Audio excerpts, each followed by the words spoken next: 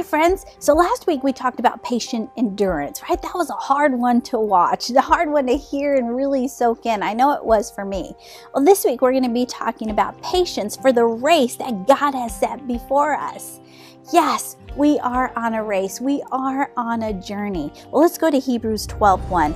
Since we are surrounded by such a huge crowd of witnesses to the life of faith, let us strip off every weight that slows us down, especially the sin that so easily trips us up, and let us run with endurance the race God has set before us. I love that we are on this race, but what surprised me when I was reading through this is that we're not on it alone, that there are spectators watching us while we run this race that God has set before us. And I just want to remind you today, He says to strip off the weight that slows you down and to get rid of the sin that can easily trip you up.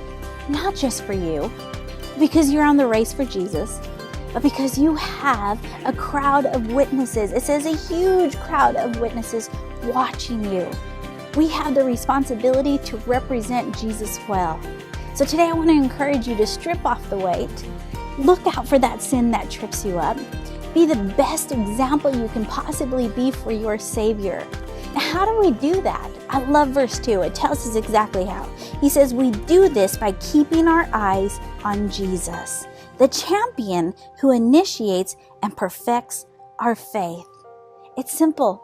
Keep your eyes on Jesus. And then he calls himself the champion who initiates our faith. God is our champion. He's at the finish line cheering us on. So run it with excellence.